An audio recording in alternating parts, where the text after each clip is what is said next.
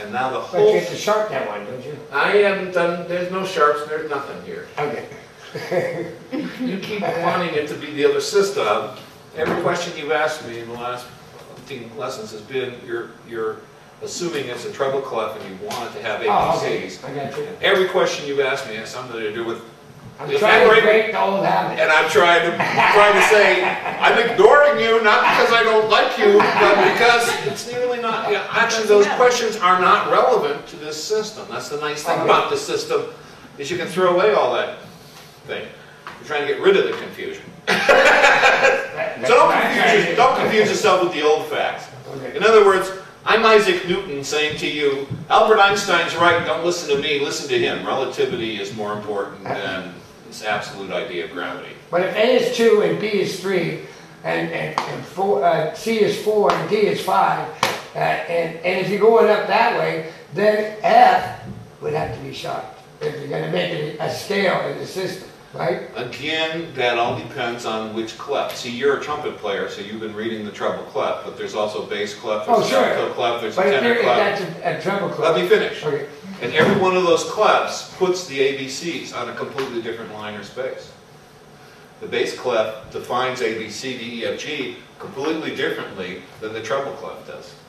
The viola clef puts them in a different place on the staff than either of those other two clefs. And actually there's there's two treble clefs.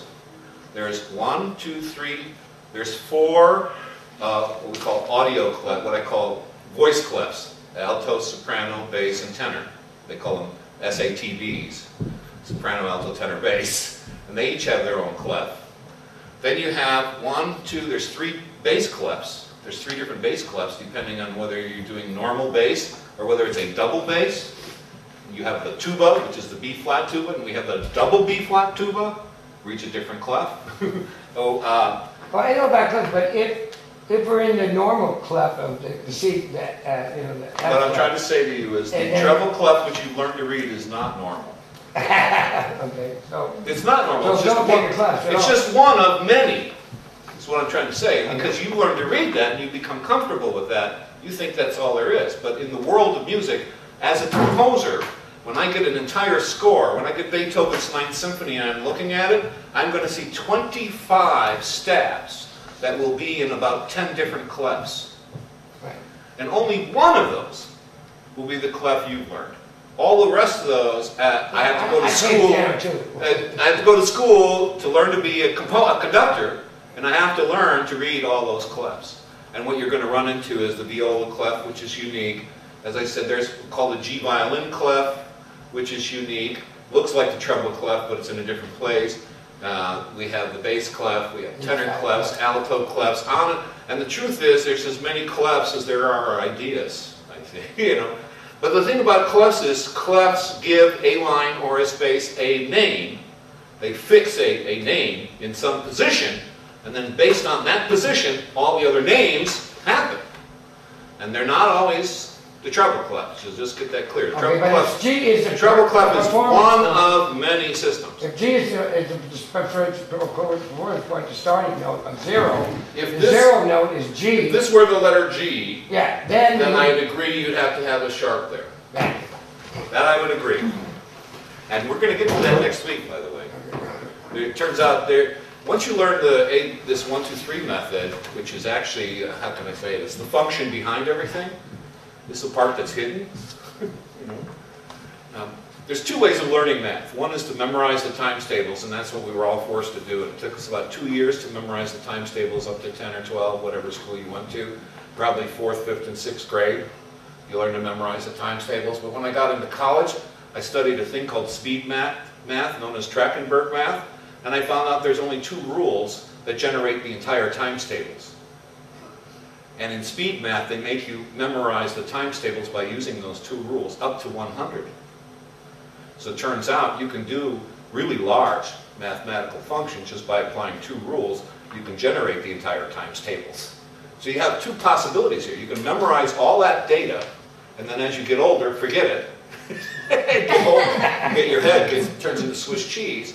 Or you can find the mathematical function, the formula, that generated that whole table. And to me, it makes more sense to learn the function first. So as you go out to learn to memorize the times tables, when you get older and you forget it, I can use the function to regenerate the table so I can refresh my memory. You know what I'm saying?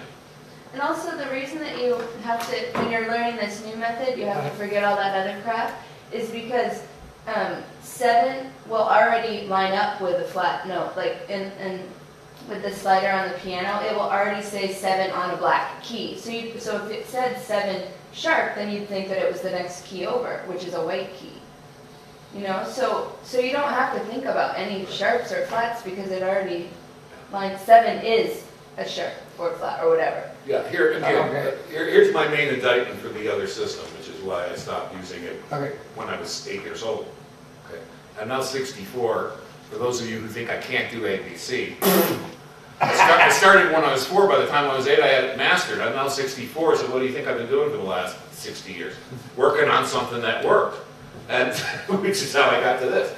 What happens is if there are 5 sharps in a piece of music, the way you've been taught is you have to memorize those 5 sharps, and you have to know what their names are, and you have to keep them in your brain, and as you're reading the music, every time they come up, they will not be notated.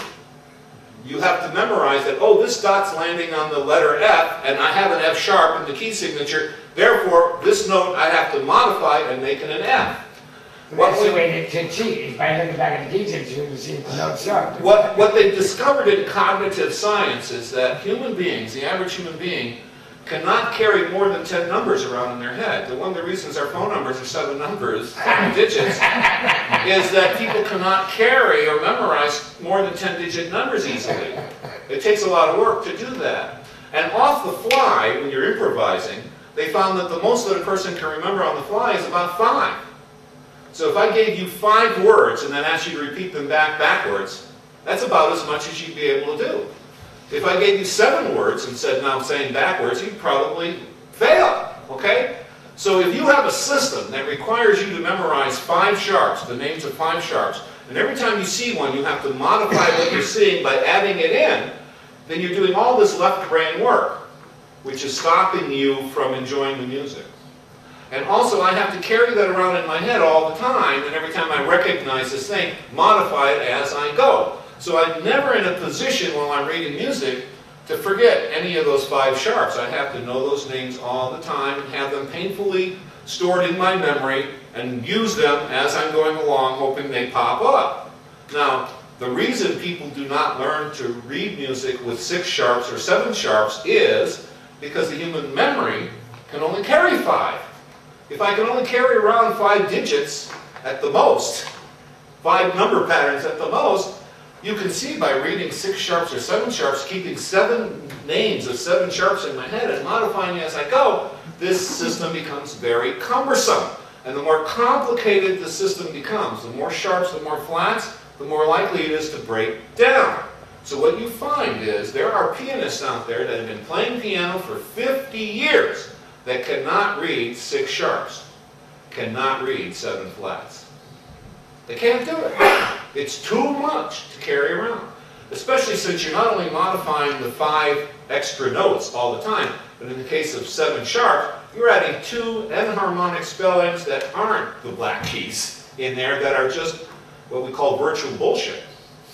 Things like E sharp, yeah, F sharp, and things like C flat, which don't actually exist on the keyboard. They are what I call virtual concepts. They're mathematical in nature, and there is no equivalent in reality to that. So the minute music starts to get into the world of abstraction, the other system completely falls apart. It doesn't work at all. Okay? So in this system, what happens, all we need to do is figure out where 1 is. And once we figure out where 1 is, we can forget about sharps and flats altogether. So if there's 7 sharps in the key signature, I'm only using those 7 sharps to find out where the number 1 is, where my reference point is, and then at that point, I can forget them. I can drop them. I don't have to carry them around on my back like some poor homeless person walking around with their little thing of everything they own. You know what I'm saying? I don't have to do that.